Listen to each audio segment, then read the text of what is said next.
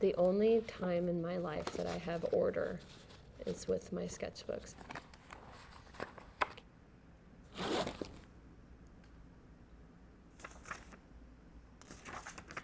I always write down what my mom says to me on Mother's Day because she's so funny. And I said, Happy Mother's Day. And she goes, thank you. And then she goes, I'm having a hard time even getting through the day. And I said, you're looking back at your life. And then she says, wondering where the fuck I went wrong. What exactly did I do to deserve this? And I wrote, Happy Mother's Day at the end. My sketchbooks have really, there's an evolution, I guess. Like, to be a working cartoonist, you have to be constantly producing work. You have to be constantly feeding that machine. You have to be constantly submitting to the New Yorker. And so it's my relationships, romantic, friendship, family, relationship with myself. And then I think I gained a lot of power from my honesty.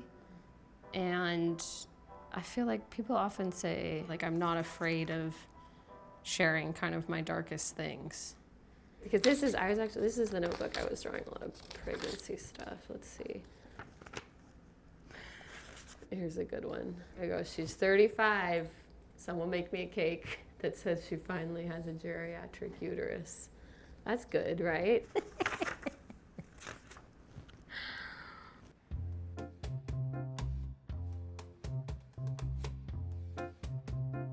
Since my work is so personal, you can kind of see almost an evolution in my like ideating around having kids.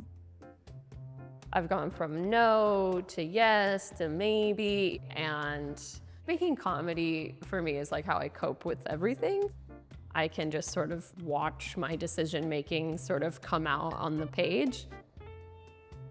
This top one here is from many years ago, and I know I drew it after having babysat one of my niece and nephews, and just the stress I had all day and the stuff everywhere and the chaos. And also I was like, I'm so anxious someone's gonna die, right? And I was like, why am I so anxious someone's gonna die? Like, they're not gonna die, Hilary. So like, I drew this. Now, you two go start building the sandcastle while your Aunt Stacy contemplates if she ever wants kids. And since I've been an aunt for so long, I've been around babies and kids for so long, I'm always like sort of, Alternatively, this one kind of semi-recent, 911, I had a baby 30 years ago and she's still here. And that's definitely me coming in the back, eating cereal. And this for me is like, when I look at my parents and how many kids they had and how we're all just still in their face, you know, of being like, okay, lifelong decision. But yeah, those thoughts have been flying around for quite some time, but it's become more rampant lately where I'm like really, really, really thinking about it now.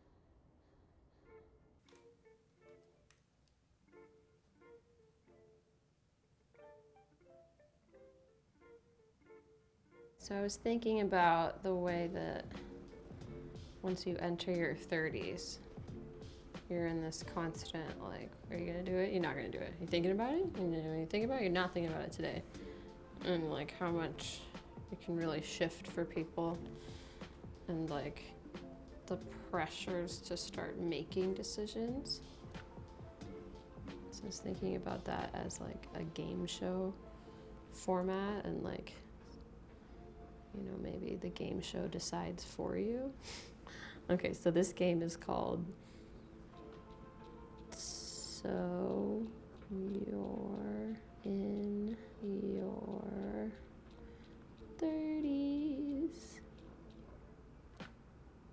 And then have a baby. Don't have a baby. Do you wish it was as simple as spin a dial and that's the one you go with? I think anxiety wishes that. Like the anxiety in you would like it to do that so you don't have to become responsible for the decision, you know? I don't know. I've always been confused when women have been like, I've always known. I'm like, oh, well, okay. I don't have that feeling. And then I go, is it bad that I don't have that feeling? And so then that can cause a little doubt inside of you where you're like, if I don't have this really strong conviction that I must become a mother, then that can add a little seed of doubt inside of you. I think the host is saying, don't worry.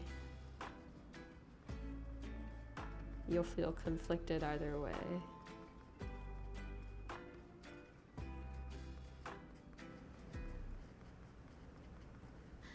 A lot of the female cartoonists that I know, they either only have one kid or they don't have kids. And I've had conversations with them of like, how are you even doing this? You know, obviously, I'm so obsessive with writing and drawing constantly. I'm so enveloped in it. I'm so like, her baby is her career. Like, I'm totally that person. I have a huge fear of something being taken from me, especially financially. And like, will I lose that if I'm like taking a step out for a little bit? But then on the flip side, I think as like a thought experiment, I try to picture myself, say I'm 75, you know, you go, well, I guess I'm just crazy about family. I know that ultimately so much joy and love would come into my life, and maybe it's okay to start a new chapter. Yeah, a lot of stuff comes up. It is totally overwhelming. And yeah, it's irrational, like fear's driving the boat, you know, like, what if I make a mistake? You know, like, which is not helpful. It's not a helpful thought, you know? And you just, God, you don't know.